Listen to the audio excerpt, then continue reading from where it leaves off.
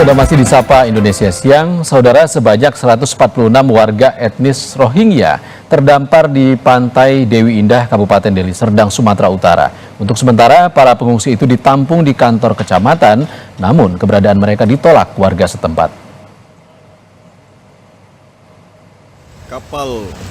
Kapal kayu yang terdampar di pantai Dewi Indah di Kecamatan Pantai Labu, Deli Serdang, Sumatera Utara ini membawa 146 warga etnis Rohingya. Para pengungsi terdiri dari 64 laki-laki, 62 perempuan, dan 20 anak-anak.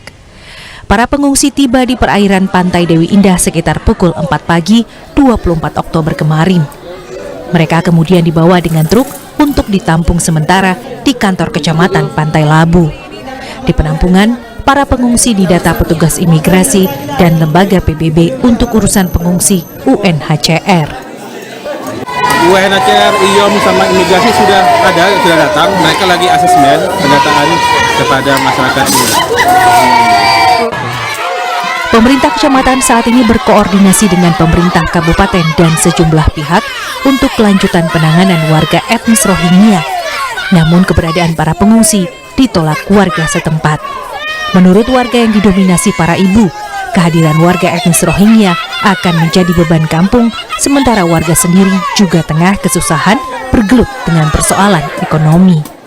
Warga berupaya mengeluarkan para pengungsi dari ruang aula kantor kecamatan yang menjadi tempat warga Rohingya melepas lelah setelah 17 hari berlayar melalui Bangladesh.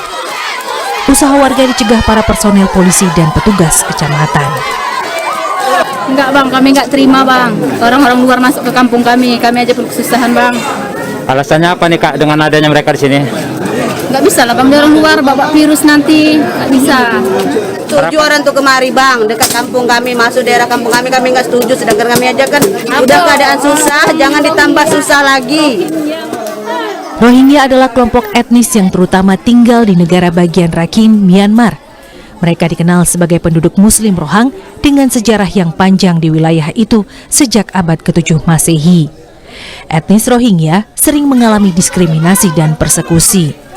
Kondisi hidup yang buruk membuat orang Rohingya berupaya meninggalkan Myanmar dengan cara ilegal melalui perairan, dengan Malaysia dan Australia yang menjadi negara tujuan. Mayoritas dari mereka adalah korban perdagangan manusia yang kemudian terdampar di sejumlah wilayah di Indonesia seperti Aceh dan Sumatera Utara. Dedi Zulkifli Tarigan, Kompas TV, Deli Serdang, Sumatera Utara.